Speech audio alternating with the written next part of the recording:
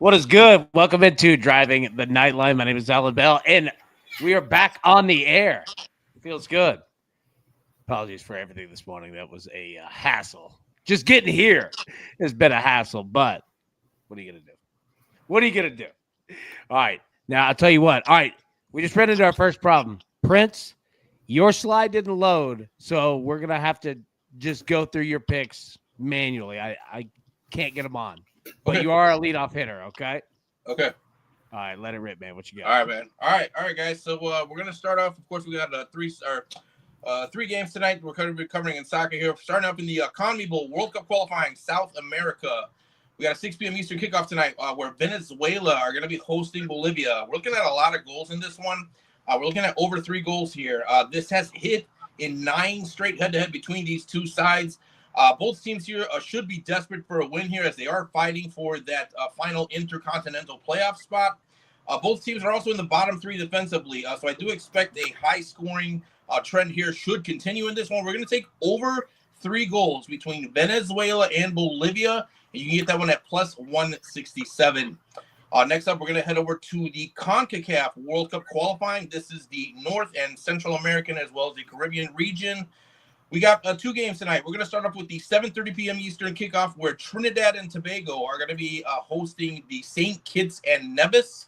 Trinidad undefeated all time against St. Kitts and Nevis. This should be a straightforward win here for the Soca Warriors. So we're going to go ahead and take Trinidad money line, but that's heavily juiced. So we are going to parlay that with another match tonight in the CONCACAF region. 10 p.m. Eastern kickoff, where Guatemala is going to be hosting the Dominican Republic.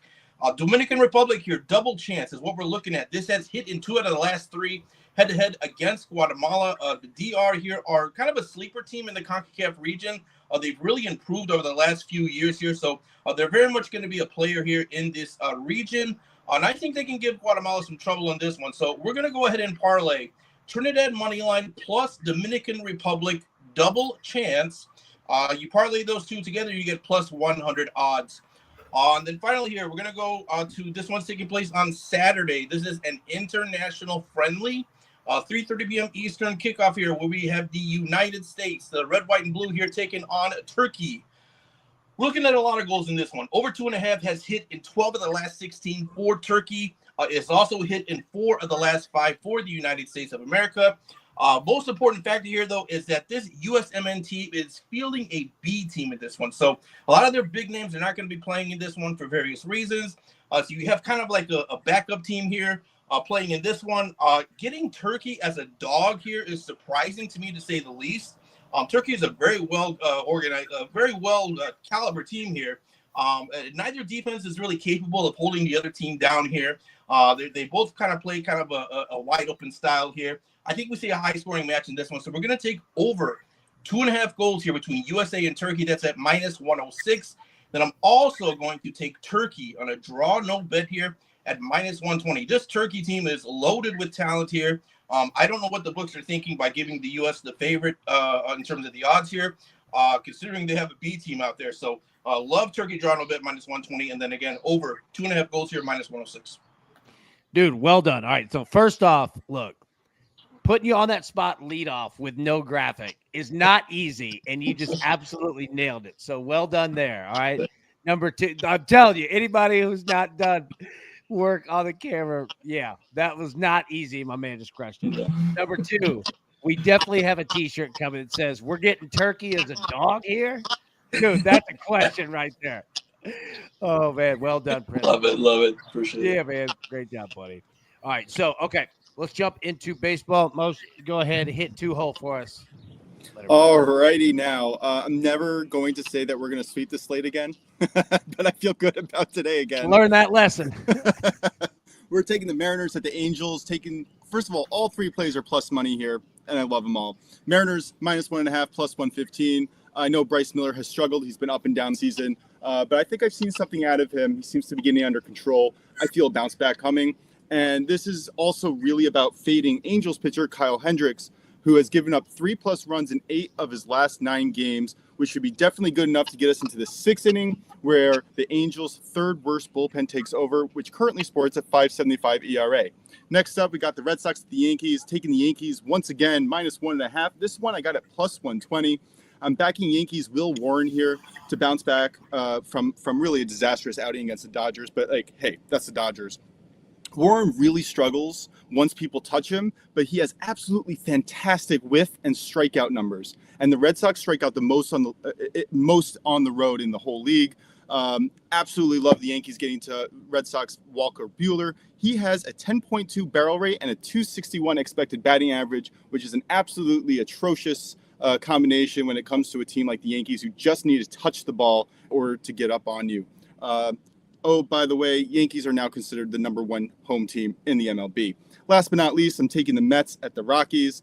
Mets took a money line MLB parlay here at +115. Mets first 5 at -1.5, and you can leave it right there. I think the odds are at about -110, -115. I parlayed it with the Mets money line to get that nice plus money. Rockies just won 3 in a row and swept a series for the first time in a year. They are definitely primed for negative regression against the powerful New York Bats, who are looking for blood. These two pitchers just faced each other on May 31st. Senga gave up 2 runs over 6.1 innings. Senzatella gave up 7 runs over 4 innings. Also, Senzatella has given up 4+ runs in 9 out of the last 10 games, while Senga has yet to give up 4 runs once this year. And again, I'm not going to say that we're going to sweep. Never going to say that again on show, but I feel really good about these 3+ money plays. Oh, and if you want to go to Will Warren for a strikeout ladder, I don't hate that as well. Well done. I like you saying, hey, you know what? We're not going to hit the sweep the board move anymore. That's funny. Now, our man, Big Brad, coming in too. What's up, brother? What's up, baby? How you guys doing? This is the first time I've been on the afternoon show. Pumped to be here. Going to talk about some MLS here in a second, but happy to be here. Good to see you all. Man, good to see you, buddy. Good to see you. All right, Greg, throwing it over to you, my man. College baseball, let it rip. Yeah, one of the handful of times this year I can say a line has moved against us.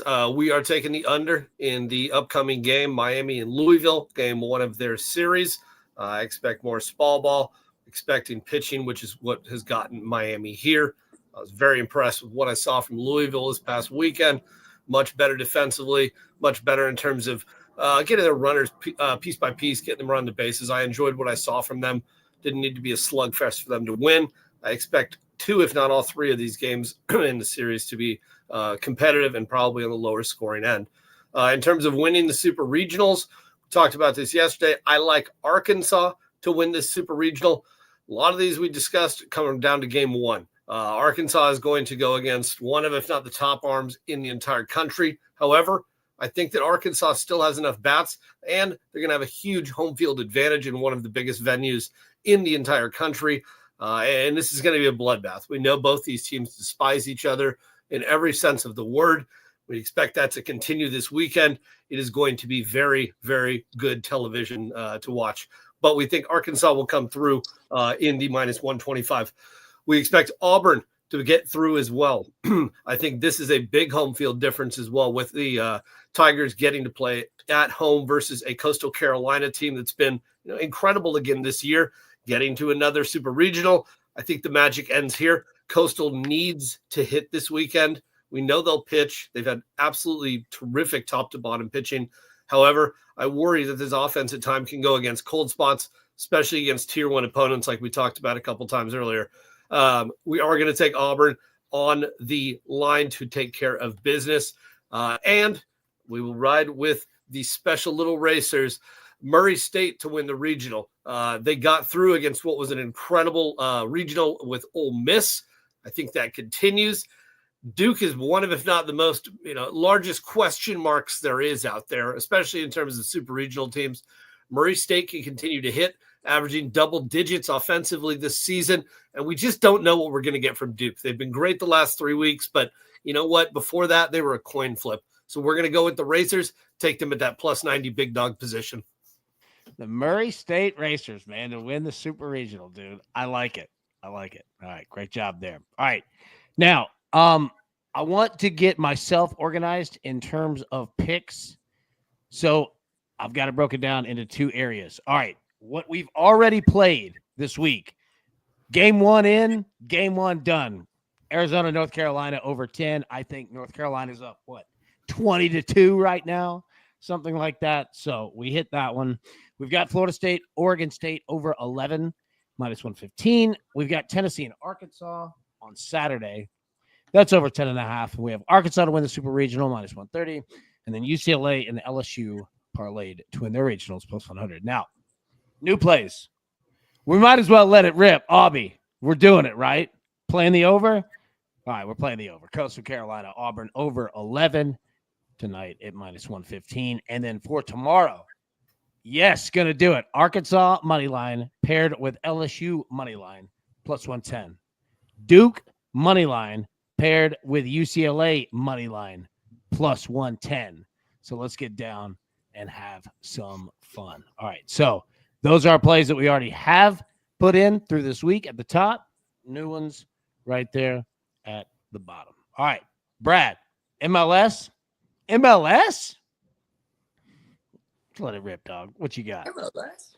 MLS? MLS this weekend. In between all this international stuff, we've got a few matches littered in this weekend, as well as coming in throughout the next week. MLS is not affected sort of by the international schedule. Some of the teams actually get to make a decision on whether or not they want to continue and play. So it is up to them. And a lot of times it's based on, is their personnel going to be in the lineup or not? If it's not, then there's a good chance that their coach can postpone it. But on Saturday night, before we get there, let's take a look at this board right here. What is the board saying? Let me see if I can put it over here just a little better. Basically, what the board is saying is there's BTTS, there's over 2.5, there's over 3.5. And what you need to know league by league by league throughout the world is, how does this league score? Is it a total goal league? Do both teams hit these totals? Is it, one side, do we have big favorites? Well, in the MLS, we're not necessarily a both teams to score league. I have mentioned that prior, mentioned it on a number of streams. I've answered that question to those in the chat. Shout out my guy Japan, who has asked that before, if we should parlay both teams to score. Well, the answer is no. If we take a look at this board, there's one correlating figure above all else. Both teams to score is coming in at 66% of the trending figures. Over 2.5 is coming in at 64% of the trending figures. Over 3.5 is actually trending pretty solid, upwards of that 66, 67% mark when they hit over 2.5. But when both teams to score hits in the MLS, 25 of the last 28 times, that has also shot the over 2.5. So if you're looking for both teams to score, you're really looking for that over 2.5 goals. So that leads me into today's pick. We got a match on Saturday night in D.C. Washington, D.C. taking on the Chicago Fire. Chicago Fire are one of the scoring darlings. They are a scoring and conceding team. DC United score regularly, especially when they're at home, but their conceding record now is actually kind of pretty insane. Let me pull up these statistics here. DC United has now scored or conceded in 43 of 46 matches. That is 94%. It is crazy how often DC United has conceded. They are also an over 2.5 squad. It has been that way for a long time. Now, let's take a look at the Chicago Fire. They are absolutely rolling under former United States men's national team coach Greg Berhalter.